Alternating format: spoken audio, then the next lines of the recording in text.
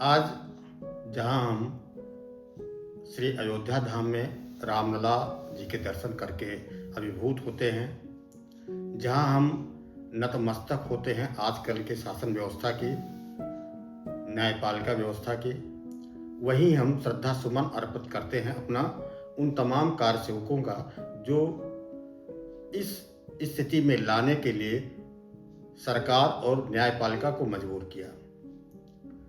हजारों नहीं लाखों कार्यसेवक 500 सालों में अपने जान की आहुति दी और उसके बाद जैसा हम लोग जानते हैं कि आज राम मंदिर, भव्य राम मंदिर अयोध्या में और उसमें रामलला विराजमान है।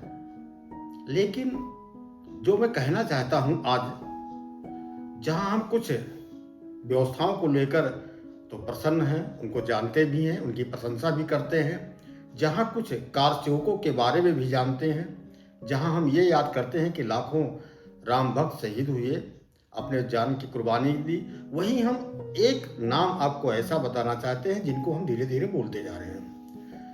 नाम तो ऐसे बोलने पर आपको याद आ जाएगा, नाम सुना होगा के नैयर का। ये नाम उस समय आया कि जब राम जन्मभूमि के बारे में आंदोलन हमारे राम भक्त कर ही रहे थे, लेकिन एकदम सुसुप्त अवस्था में था। ये बात 22 और 23 दिसंबर की है 1949 में, जब रात में एक प्रकाश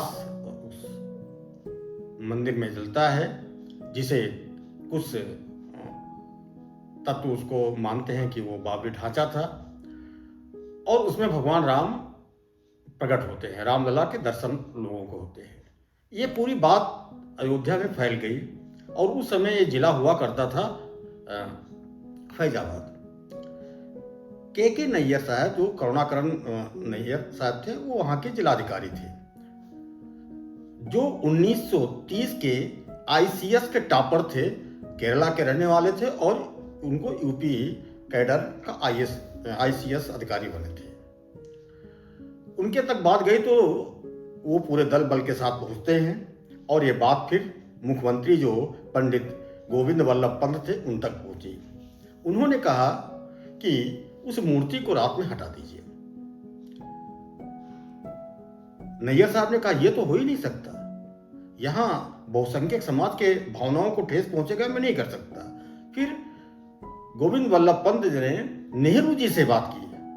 नेहरू जी ने कहा कि आप उसको कहिए कि वो मूर्ति तुरंत हटाए। उन्होंने कहा मैंने कह दिया, वो मना कर दिया जिलाधिकारी ने, तो कहा आप ही बात कर लीजिए। फिर नेहरू जी ने बात किया और कहा उस मूर्ति को तत्काल वहां से हटाइए। नैयर साहब ने कहा मैं उस मूर्ति को वहां से नहीं हटाऊंगा, नहीं तो विवाद हो जाएगा, बहुसंख्यक समाज के भावनाओं को ठेस पहुंचेगा और रामलला की मूर्ति मैं कतई वहां से हटा नहीं सकता। आप सोच सकते हैं, एक जिलाधिकारी मुख्यमंत्री को जवाब देता है, एक जिलाधिकारी प्रधानमंत्री को जवाब देता है, क्यों? हमारे सनातनियों की रक्षा के लिए।